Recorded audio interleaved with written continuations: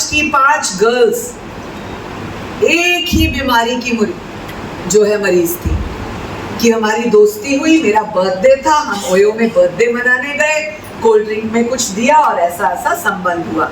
DSP साहब यही आते हैं आपके पास भी?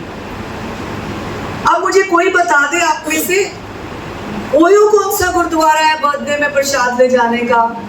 कौन सा मंदिर है भाई कि आप अपना बर्थडे वहां मनाते हैं? किसी की शिकायत पर एक ओयो में छापा लगाने गए।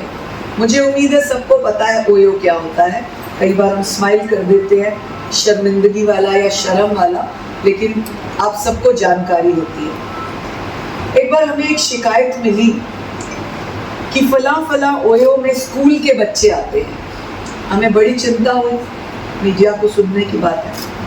ये चिंता का विषय था कि ओयो जैसे स्थान में स्कूल के बच्चे क्या कर रहे हैं और उन स्कूल के बच्चों को एंट्री किस बिहाफ पे दी होगी। क्योंकि आप और हम कभी किसी होटल में जाते हैं तो हम अपना आई कार्ड दिखाते हैं, अपना पैन कार्ड या अपना आधार कार्ड दिखाते हैं। उन बच्चों ने क्या दिखाया होगा या क्या वो लेता होगा ओयो वाला?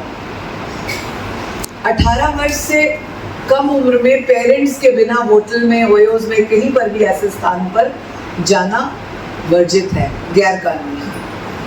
तो खैर हमें शिकायत मिली, हमें अपनी ड्यूटी करनी थी। हमने वहाँ की एसएचओ विमेन को बोला कि 2 अपनी सिपाही लेकर सादी यूनिफॉर्म में सुबह 8:30 बजे इस स्थान पर आप पहुँचना। और मैं भी नॉर्मल ट्रैक सूट में 8:30 बजे एक रूटीन में पहुँचे तो हमने देखा कि सामने ओयो के आगे एक स्कूटी रुकी, उसमें एक लड़का और लड़की उतरे स्कूल यूनिफॉर्म में बैग के साथ। ये आप सब सुनिएगा, आप लोगों के छोटे बच्चे हैं, परिवार में कोई ना कोई स्कूल गोइंग है। 5 मिनट बाद एक दूसरी स्कूटी रुकी, उसमें भी सेम।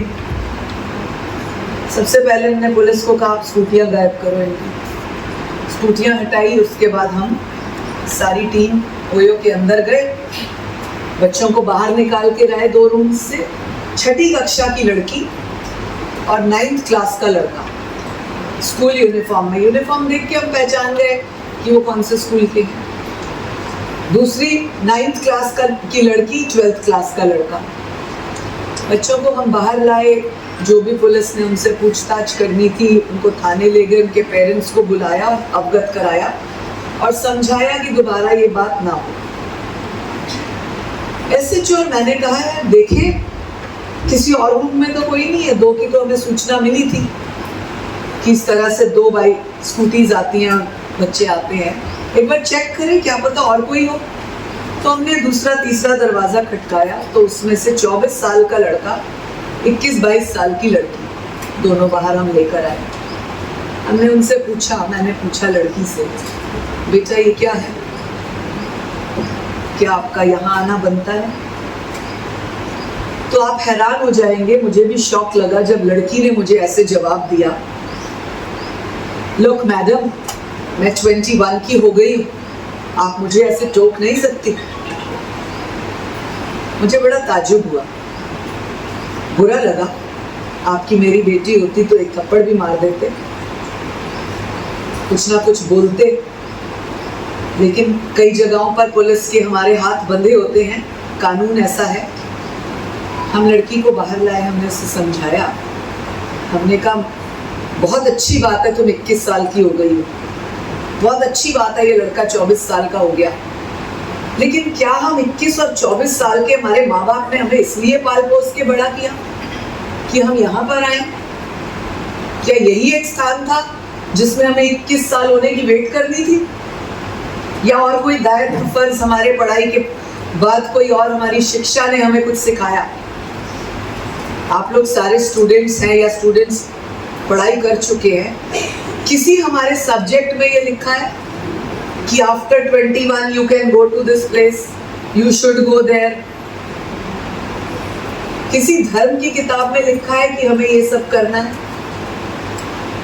कहने का अभिप्राय ये है कि हम बड़े हो जाते हैं, कॉलेज गोइंग हो जाते हैं, हम भूल जाते हैं कि हमारे पेरेंट्स ने कितनी मुशक्कत से हमें पाला होगा, किस किस तरह हमारे पिता ने दुकानदारी करके, कहीं पर नौकरी करके, कहीं रेड़ी रप्पा करके हमें पाला होगा, कैसे हमारी माँ ने कहीं ना कहीं काम करके, नौकरी करके, किसी ना किसी संस्थान पर कोई ना कोई अपनी जिम्मेदारी निभाकर हमारे लिए एक एक पैसा बचाया होगा कि मेरी बेटी कॉलेज जाने लगी है, वो नया सूट ले ले। लेकिन हम अपने पेरेंट्स को या हम अपनी जिम्मेदारी को वापसी में क्या देते हैं, ये हमें सोचना होगा। आप में से कितनी गर्ल्स हैं ऐसी यहाँ पर मौजूद, या जितनी माताएं बैठी हैं आंगनवाड़ी की, मुझे हाथ खड़ा करके बताएं कि वो जो उस लड़की ने जवाब दिया वो बिल्कुल ठीक था। मैडम वो अब बड़ी हो गई है, आप उसको क्यों ऐसे बोल रहे थे? उसने बिल्कुल ठीक कहा, आप क्यों टोकती हैं? कितनी लड़कियां, कितनी औरतें इस बात पर राजी हैं, कितने अधिकारी, कितने पत्रकार इस बात पर राजी हैं? एक बार हाथ खड़ा कर दीजिए। यदि आप में से कोई भी राजी नहीं तो मैं उम्मीद करती हूं कि ऐसी त्रुटि, ऐसी गलती, ऐसी कमी हमारे में से कोई भी ऐसी उम्रों में नहीं करेगा। अब ये रही बात एक जगह जाने की। ऐसे ही आपकी तरह एक कॉलेज में हम गए थे, तो हमारा आज थोड़ा सा कमी है, बल्कि नहीं, जो हमने कमी दूर करनी थी वो की। हमारे जितने भी बैनर्स यहाँ लगे हैं उस पर हमने अपना मेल आईडी भी दिया है, नंबर भी दिया है। तो हम जब ऐसे ले जाते थे तो हमने लड़कियों को कहा, गर्ल्स कॉलेज था, हमने गर्ल्स को कहा कि, कोएड कॉलेज था, हमने गर्ल्स को कहा कि किसी के साथ भी अगर कोई प्रॉब्लम हो गई है, कोई भी लड़की अगर किसी परेशानी में फंसी है, तो कृपया करके हमसे संपर्क करें, हमें बताएं अपनी प्रॉब्लम को। एक बार भी, मैं गर्ल्स को भी कहती हूँ बार बार, एक बार भी भूल से भी अगर भूल हो गई है, गलती से भी गलती हो गई है, तो उस गलती को पहली बार में खत्म करें। कभी कभी हम डर के मारे, शर्म के मारे, ब्लैकमेलिंग के डर से, किसी को पता ना लग जाए, मेरे पेरेंट्स तक बात ना चली जाए, कॉलेज वालों को ना पता लग जाए, इस डर से गलती पे गलती, गलती पे गलती करते रहते हैं और हम एक ऐसे दलदल में फंस जाते हैं जिससे भी आपको डीएसपी भी नहीं निकाल सकते। और फिर हम एक ऐसा अपना एंड कर लेते हैं, बहुत सारी गर्ल्स का, बॉयज का ऐसा एंड आया कि फला फला बच्चे ने आत्महत्या कर ली, खुद की भी जिंदगी खराब, अपने पेरेंट्स को भी दुख, अपने कॉलेज और स्कूल का नाम भी बदनाम। तो इसलिए लड़कियों, पहली बार में गलती से गलती हो जाए उसको वही रोको। सबसे प्रथम अपनी किसी ना किसी अध्यापिका को बताओ कि मैम ऐसे हो गया, मुझसे भूल हो गई, या मैं ऐसे गलती से इस रिश्ते में आ गई और मेरे साथ ये हो रहा है, कृपया करके आप चुपचाप से बड़ी बहन की तरह, माँ की जगह आप मेरी हेल्प करें। यकीन के साथ कहती हूँ, प्रॉमिस के साथ कहती हूँ, वो अध्यापिका आपकी हेल्प करेगी। कई बार हमें लगता है कि अध्यापिका को बता दें, डांट ना दे, मार ना दे, 4 और टीचर्स को बोलेगी, कॉलेज में मेरी बेइज्जती होगी, तो हम नहीं बता पाते। पहला फर्ज आपका अपनी माँ को बताने का है। आप अपनी माँ से भी डरते हैं कि मेरी माँ कल से कॉलेज बंद कर देगी, पिता को बता देगी, मेरे भाई को पता चल जाएगा, तो भी हम समझ सकते हैं। थर्ड आपका फर्ज आपके नियरेस्ट किसी भी महिला पुलिस को बोलने का बनता है। फिर आप वहां से भी डर जाते हैं कि पुलिस को बोलेंगे तो केस बन जाएगा, पुलिस को बोलेंगे तो बेइज्जती हो जाएगी, कोई और बात ना हो जाए, क्योंकि पुलिस को आप कभी फ्रेंडली मानते ही नहीं। कभी आप पुलिस को फ्रेंडली बन के तो देखिए, आपकी कितनी हेल्प होती है। हम लोगों ने दिमाग में एक खाका बना लिया है, एक फिगर बना लिया है कि पुलिस ऐसा करती है, पुलिस पैसा खाती है, पुलिस तंग करती है, पुलिस केस खराब करती है, ये एक दिमाग में बन गई है। लेकिन यकीन मानिए, आप पुलिस को दोस्त बनकर देखिए, आपको हेल्प मिलेगी। 100 में से 1 या 2 अधिकारी ऐसे हो सकते हैं निकम्मे, खराबी मचाने वाले, आपका सहयोग ना करने वाले, लेकिन 98% पुलिस आपकी हेल्प करेगी। और वो 2%, 4% लोग तो हर क्षेत्र में है, अध्यापकों में भी होंगे, मीडिया के भी होंगे, हमारे जैसे कमीशन का भी कोई ना कोई ऐसा हो सकता है, लेकिन 98% आपको हेल्प मिल जाती है। चलिए माना पुलिस भी आपकी हेल्प नहीं कर रही, तो महिला आयोग आपके पास है। आप हमारे पास आइए, हमें मेल करिए, हमें व्हाट्सएप करिए, हमने अपना नंबर दिया और साइलेंटली करिए, आपका नाम एक्सपोज नहीं होगा। तो जब हम उस कॉलेज से बाहर आ गए, ये सारी बातें करने के बाद वहां कोई लड़की ने हाथ खड़ा नहीं किया, हमने लड़कियों का सेशन दिया था। जब हम घर पहुंचे, अभी पहुंचे ही थे, 1 घंटा हुआ होगा, कम से कम 6 व्हाट्सएप और फोन्स हमें आए। मैम मेरे साथ ऐसी परेशानी है, मैं डर के मारे आपको बोली नहीं, मैं अकेले में आपसे मिलना चाहती हूँ। हमने सब गर्ल्स को अगले दिन जिन जिन ने भी हमें कॉल किए थे, 6 कॉल्स, हमने उनको बुलाया और जो भी सहयोग बनता था किया। अब लड़कियों ने जब अपनी बातें बताई तो उनमें क्या क्या प्रॉब्लम्स थी। लड़के के साथ मित्रता हो गई, कोई बुरी बात नहीं, मेरी भी हो सकती है, आपकी भी हो सकती है, किसी की भी हो सकती है, लेकिन उस मित्रता को आप किस नजरिए से देखते हैं, या जिसके आप मित्र बने हैं वो आपको किस नजरिए से देखता है, किस सोच के साथ आपसे मित्रता करता है। वो जो एक थिन लाइन होती है मित्रता की, उसको क्रॉस तो नहीं करते, उसको क्रॉस भी कर देते हैं, तो क्रॉस करने के बाद उसका कितना मान रखते हैं ये आपको सोचना होगा। तो एक लड़की ने बताया कि मैम ऐसे ऐसे मेरा कॉलेज का ही लड़का मित्र बना, फाइनल लड़का, और मैं फर्स्ट ईयर में थी, आज मैं सेकेंड ईयर में हूँ, और उस मित्र के साथ मैं ऐसे घूमने फिरने लगी, हमारी दोस्ती हो गई, और एक दिन वो ऐसे मुझे एक होटल में ले गया, उसने मुझे कोल्ड ड्रिंक में क्या पिलाया, तो उसने मेरे साथ बुरा कर्म किया और मेरी वीडियो बनाई, और अब वो मेरे को ब्लैकमेल कर रहा है। ये बड़ा कॉमन बात हो गई। लड़कों को शायद यही एक चीज पता है कि बुरा काम ऐसे ही करना है, और गर्ल्स को भी यही पता है कि हम जब ऐसे स्थान पर जाएंगे तो हम वहां पर हनुमान की आरती करने नहीं जा रहे हैं। हम जब ऐसे स्थान पर जा रहे हैं तो हमारे साथ कुछ ना कुछ मित्रता में बुरा भी हो सकता है, ये हमें सोचना चाहिए। जब हम बाकी चीजों में इतने मैच्योर हो गए, जो लड़की इतना मैच्योर हो गई कि उसे ये पता है मुझे अपने माता पिता से कॉलेज जाने के लिए क्या क्या चाहिए और कॉलेज में क्या होता है, 12वीं की लड़की या लड़का कॉलेज में आते ही ऐसे उनके पर लग जाते हैं जैसे उड़न खटोला उनको मिल गया। लड़कियों को लगता है वो स्कूल ड्रेस से छुट्टी, अब तो मौज है, कुछ भी पहनो, कितने मॉडर्न कपड़े पहनो। लड़कों को लगता है अब वो बस्ते वाला काम खत्म, अब तो बाइक होगी, मैं होऊंगा और मेरी गर्लफ्रेंड होगी। यही एक सोच है। पॉजिटिविटी कभी लेते ही नहीं हम कभी ये बात सोचते ही नहीं कि अगर हम मैच्योर हुए हैं तो मैच्योरिटी के साथ साथ हमारे फर्ज और दायित्व भी बड़े हैं। हमको अधिकार चाहिए, हमको इक्वालिटी चाहिए। गर्ल्स कहती है we want right to equality. Yes, we will give you, you should get. लड़कियां किसी से कम थोड़ी हैं, पढ़ाई में अव्वल, खेल में अव्वल, हर चीज में अव्वल, तो फिर राइट टू इक्वालिटी क्यों ना हो? होना चाहिए, होना चाहिए गर्ल्स, बॉयज होना चाहिए। यस। अब मेरा नेक्स्ट क्वेश्चन सुनो, फिर जोर से कहना यस मैम। तो हमारे कानून ने एक बहुत ही, पत्रकार बैठे हैं, इसको किस सेंस में लेते हैं मुझे नहीं पता, लेकिन मैं बहुत खिलाफ हूं इस बात के। आप में से भी बहुत लोग मेरी बात पर फूल चढ़ाएंगे, पॉजिटिव मानेंगे, लेकिन हम बंधे हैं ना कानून से। आजकल हमें बड़े होते ही लिव इन रिलेशनशिप बड़ा प्रैक्टिकल कर दिया। कानूनी छूट है भाई, लिव इन करो।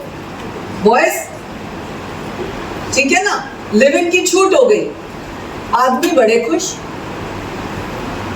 कि लिव इन हो गया, अब तो हमारी मौज, अब तो कोई टोक ही नहीं सकता। मुझसे ज्यादा आदमी खुश कि कानून आ गया जी, आप एक्स्ट्रा मैरिटल अफेयर भी कर सकते हो, और ज्यादा खुश। मान लिया भाई, किसी कारण से ये कानून आया है, उसका बैक देखिए किस वजह से आया था। हालांकि इससे महिला आयोग कहता है पूरे देश का कि इससे बहुत ज्यादा केसेस बढ़ रहे हैं, बहुत ज्यादा लॉस हो रहा है। जितने भी घरेलू झगड़े हो रहे हैं आज की डेट में, वो लिव इन की वजह से हो रहे हैं और एक्स्ट्रा मैरिटल अफेयर की वजह से हो रहे हैं।